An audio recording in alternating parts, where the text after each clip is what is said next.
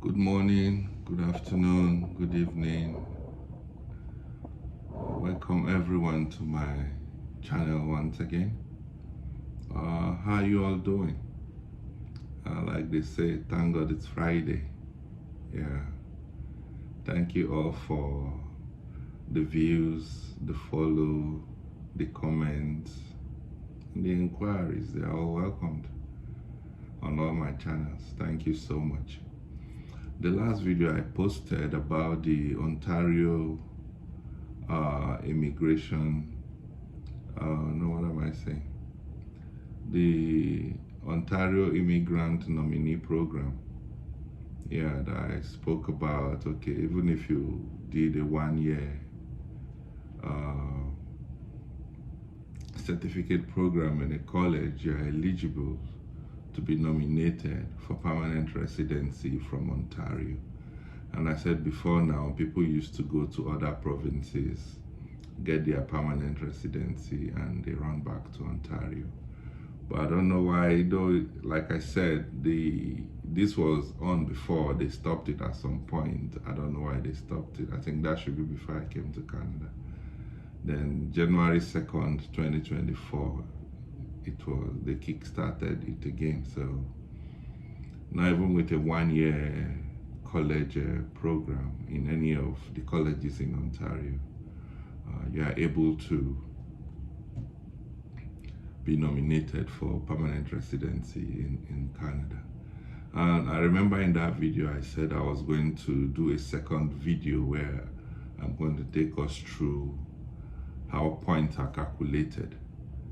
So today's video I aim to do that actually. So it's going to be a short video because it's very simple and straightforward. So just come along with me. So as you can see, this is the Ontario.ca website. This is the website of the province of Ontario.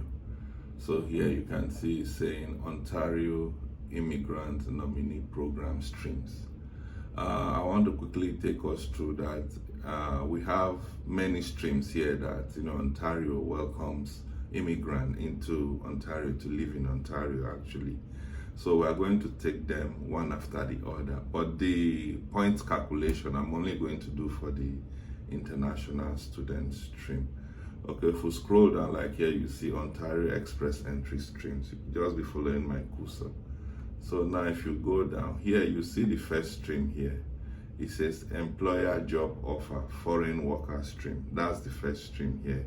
So this one means if you are living in any part of the world and an employer, that is situated here in Ontario, Canada, gives you a job offer. Normally this comes through like an LMIA, Labor Market Impact Assessment. Probably you are living in Nigeria, you are living in Ghana, you are living in Sierra Leone, living in South Africa, living in Togo, anywhere around the world, you are living in Afghanistan or anywhere. And an employer in Ontario is able to give you a job offer. And for that employer to give you a job offer, the employer must have signified to the government that they need to fill this stream and they don't have anybody in Canada that can do that job. So the government will give them approval through what they call an LMIA to recruit from outside. So if you have a job offer from an employer in Ontario, then you can come in through this stream. It's called employer job offer foreign worker stream. That's the first stream. So the second one is employer job offer international student stream. So this one is the same way, but is international student stream. This one means you're already in Canada and you schooled in Ontario. You understand? You schooled in Ontario or any part of Canada. You understand? You schooled in Ontario or any part of Canada. This was on before, but they just reserved it for those that did like a 2-year program, master's, or if you did a PhD. But like I said now, they've expanded it. Even if you did a 1-year program here in Canada, in Ontario, then you fall under this stream. So the emphasis is on this stream. Yeah, employer job offer. And like I said, in this case, after you finish your school, you have that's a job offer from an employer here in Ontario. So if you have a job offer from an employer here in Ontario, then you qualify for this stream. The next one is employer job offer in demand skills stream. Okay, like this one now, what it means is you have a job offer. You can be in Canada, you can be outside of Canada, but they say in demand skills stream. So what this means is, okay, the skill you have is in demand, and maybe Canada has a shortage of it, Ontario has a shortage of it. Example, maybe you are let's say brain scientist, something like that, something that is very rare, or you have a tech skill that is very scarce, something like that, or you are a doctor, you are a nurse, something like that.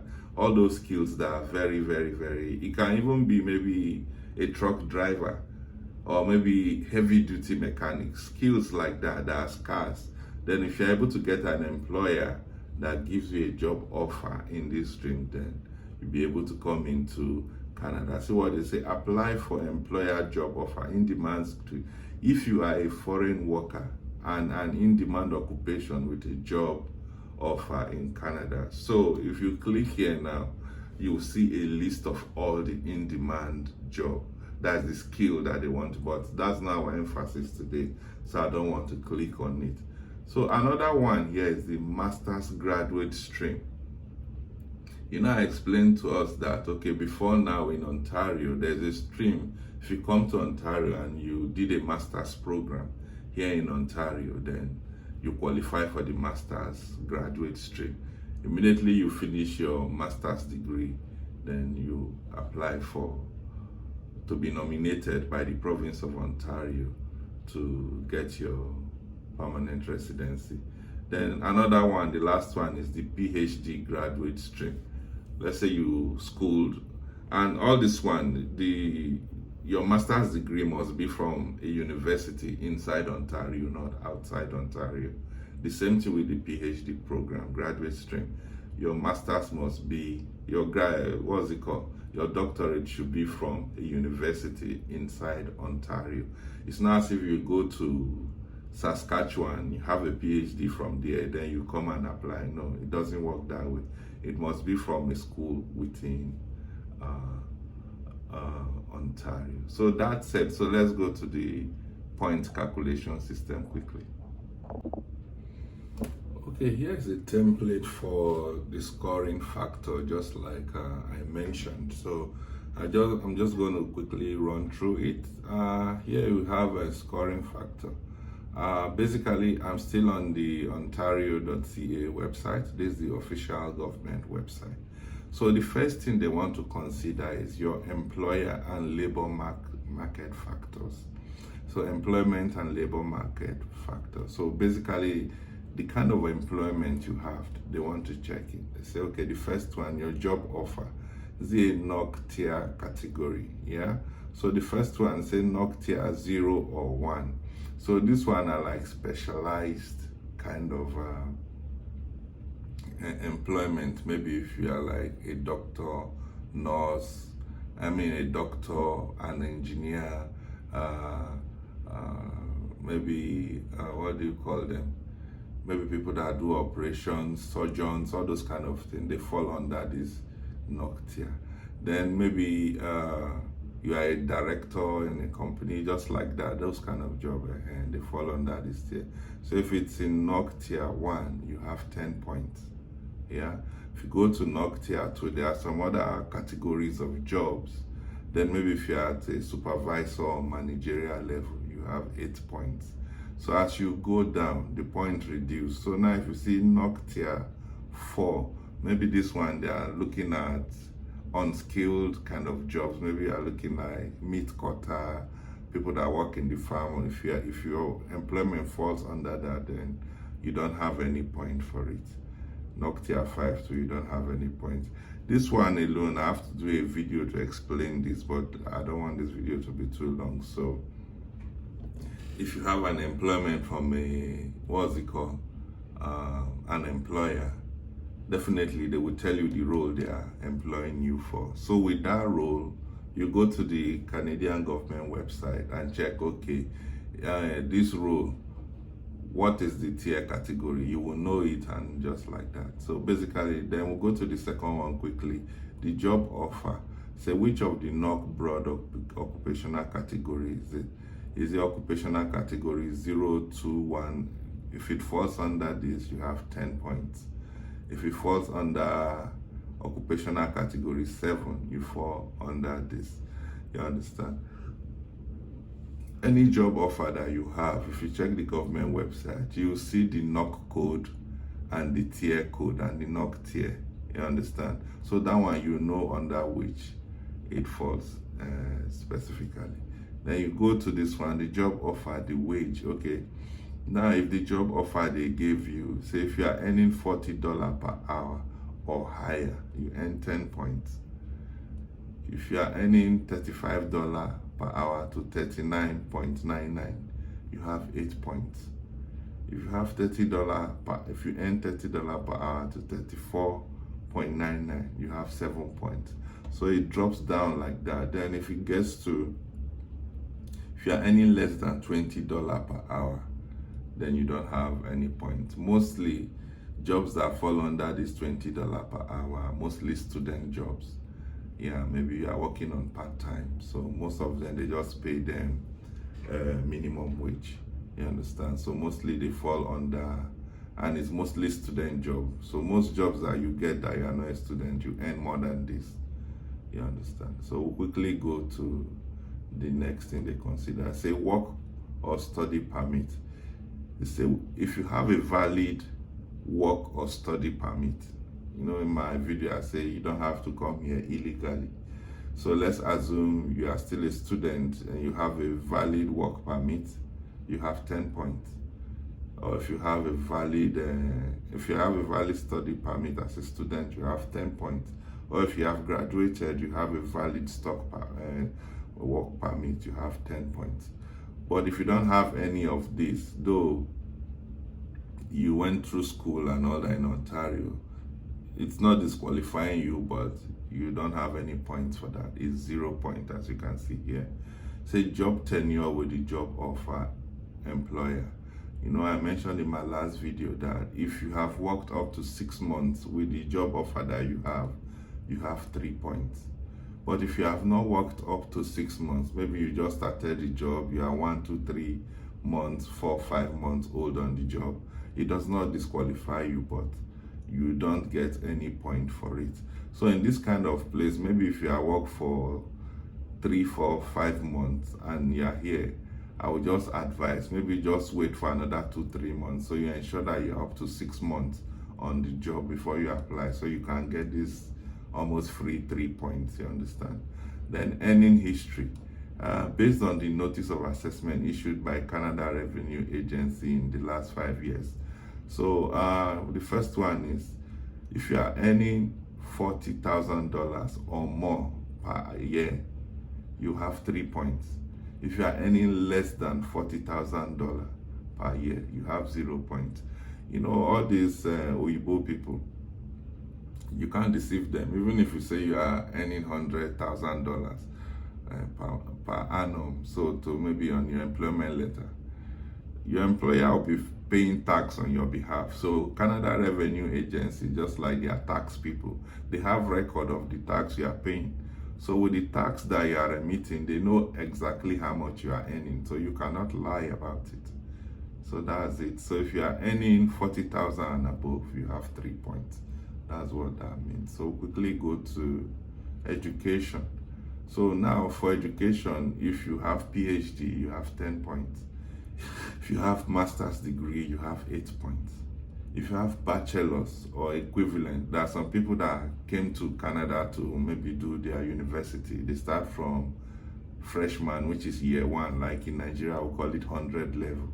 You come to Canada and you do a bachelor's degree. You understand? All this means you must have schooled in Ontario. Remember this Ontario Nominee Program. So if you have a bachelor's or equivalent, you have 6 points.